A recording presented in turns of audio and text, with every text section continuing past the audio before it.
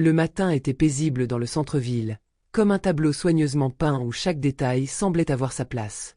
L'air frais du printemps se glissait entre les gratte-ciels, effleurant les visages des passants qui, pressés, se faufilaient dans les rues pavées avec la régularité d'une montre bien huilée. La ville, dans son élégance discrète, semblait vibrer sous l'ombre d'une prospérité partagée, mais surtout visible dans les grandes institutions où les murs épais et les sols brillants semblaient imposer une certaine hiérarchie invisible. Dans ce décor d'harmonie fragile, où la richesse semblait se marier sans heurts avec l'architecture moderne, un homme bien habillé traversait les portes de la Banque Centrale Horizon, l'une des plus prestigieuses institutions financières de la capitale. Les employés au teint tiré, concentrés sur leurs ordinateurs, se retournaient à peine pour le regarder passer, comme si leur routine leur avait appris à ne jamais se laisser déconcentrer. C'était Léonard Camara, un homme d'affaires de 40 ans, qui, d'origine modeste, avait su se forger une place parmi l'élite financière du pays. Sa démarche était assurée, son costume gris foncé sur mesure coupé avec précision autour de ses épaules carrées et de son torse large témoignait de son goût irréprochable. Ses chaussures en cuir brillaient sous la lumière artificielle du hall, et une montre de collection, un modèle rare qu'il avait acquis après des années de sacrifice, scintillait légèrement à son poignet. Léonard avait toujours su que l'apparence comptait dans ce monde, mais il savait aussi que l'apparence seule ne suffisait pas. Bien qu'il soit respecté dans certains cercles et connu pour son réseau impressionnant, il n'ignorait pas la réalité de la discrétion que l'on impose souvent aux personnes comme lui, en raison de leur couleur de peau, de leur parcours. Lorsqu'il entra, il sentit cet air particulier, ce mélange de fierté et de froideur qui flottait dans la banque, comme si ces murs étaient conçus pour rappeler aux visiteurs que tout n'était qu'une question de positionnement, qu'un faux pas pouvait toujours rappeler sa place. Il se dirigea directement vers le comptoir de la réception, où une jeune femme au teint pâle, assise derrière un écran, tapotait ses touches sans grande conviction. Elle leva à peine les yeux en l'entendant s'approcher. « Bonjour, je voudrais discuter de l'extension de mes crédits avec un conseiller financier, » dit Léonard d'une voix calme, mais ferme, avec l'assurance de celui qui a l'habitude de faire entendre sa voix dans des cercles de pouvoir. La réceptionniste leva enfin les yeux, mais à peine, comme si elle était dérangée. D'un geste mécanique, elle lui désigna du doigt un coin de la salle d'attente. Il acquiesça sans sourciller, sachant bien que cet accueil distrait n'était pas une anomalie, mais bien un reflet du respect limité que l'on accordait aux hommes comme lui, malgré leur statut apparent. Il s'assit sur un banc en bois clair, entouré de clients, pour la plupart des hommes blancs vêtus de costumes coûteux, qui s'affichaient comme les véritables acteurs de ce monde bancaire. Aucun d'eux ne semblait préoccupé par la lenteur du service. Ils attendaient avec un calme presque aristocratique. Quelques minutes passèrent avant qu'un conseiller n'arrive pour escorter un autre client. Ce dernier, un homme d'une 50aine d'années, vêtu d'un costume 3 pièces impeccable, fut accueilli avec un sourire professionnel et une poignée de main chaleureuse.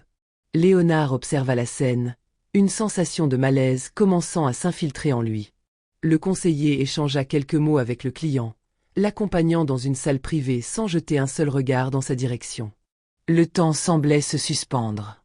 Léonard resta assis, implacable, mais une tension naissait en lui, une tension qu'il reconnaissait bien.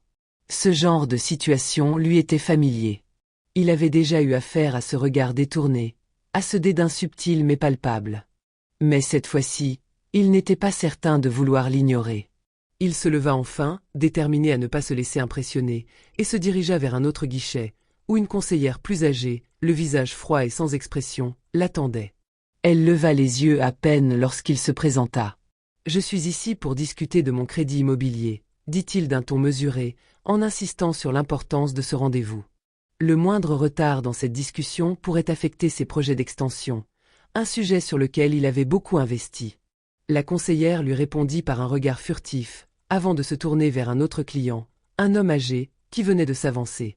Sans la moindre hésitation, elle lui offrit toute son attention et un sourire appuyé. Léonard attendait toujours, son regard fixe, malgré la gêne qui s'était désormais installée dans l'atmosphère. « Excusez-moi, insista-t-il, en insistant sur le ton de sa voix, cette fois-ci plus ferme. « Pourriez-vous m'assister, s'il vous plaît ? J'ai un rendez-vous avec un conseiller financier. C'est une question urgente. » La conseillère ne daigna même pas l'écouter. Elle répondit d'une manière distante, presque dédaigneuse. « Monsieur, ce n'est pas nécessaire. Vous pouvez attendre votre tour comme tout le monde. » Léonard marcha dans la rue, son esprit bourdonnant de pensées conflictuelles. Il sentait son cœur battre plus vite à mesure que la colère bouillonnait à l'intérieur de lui, mais il s'efforçait de rester maître de ses émotions. Ce n'était pas la première fois qu'il faisait face à la discrimination, mais la façon dont cet affront s'était déroulé en pleine lumière, dans une institution supposée être au service de tous, le frustrait profondément. Les sourires polis et les attitudes chaleureuses accordées aux autres clients semblaient désormais empreints d'une hypocrisie glaciale, et il en ressentait chaque nuance. En se retrouvant dans l'air frais, Léonard prit une profonde inspiration, mais l'odeur de la ville n'avait rien de réconfortant. Elle semblait l'oppresser. Il se sentait comme un étranger dans un monde qu'il avait pourtant conquis avec ses efforts et sa persévérance. Tout ce qu'il avait bâti, sa carrière, ses entreprises, ses investissements n'étaient-ils qu'un mirage? Une façade qui ne pouvait dissimuler qu'au fond, il restait perçu comme un autre, un homme à la peau trop sombre pour faire partie de cette élite qui se croyait au-dessus des lois de la société? Il se força à se concentrer. Non, il ne se laisserait pas abattre. L'image de la conseillère, ce regard froid et méprisant, s'imprima dans sa mémoire. L'injustice qu'il venait de vivre n'était pas un accident, ni même une simple négligence. C'était une forme de violence insidieuse, subtile mais persistante, qui luttait contre lui comme elle l'avait toujours fait contre d'autres hommes comme lui, invisible dans un monde où les mérites ne comptaient pas. Dans cette banque, il avait vu un système en action, un système qui, à travers des gestes imperceptibles, donnait la priorité à une seule vérité, l'apparence et la couleur de peau qui y étaient attachées. Il s'arrêta un instant, frappé par la vérité nue de la situation. Il n'était pas un homme dans ce monde, mais un symbole. Il n'était pas traité comme un client, mais comme une anomalie. Léonard se savait bien plus que la somme de ses accomplissements professionnels. Il avait bâti sa vie sur des principes de travail acharné, d'ambition et de discipline, des qualités que la plupart des gens respecteraient dans n'importe quel autre contexte. Mais dans cet endroit précis, ses valeurs semblaient aussi insignifiantes que sa couleur de peau. Il sortit son téléphone et composa le numéro de son avocat. Une fois celui-ci décroché, il ne prit même pas le temps des civilités. D'une voix ferme, il annonça « Je veux engager une action en justice contre la Banque Centrale Horizon pour discrimination raciale. Ce n'est pas seulement ce qu'il m'est arrivé aujourd'hui, c'est ce que je sais être la norme dans cette industrie.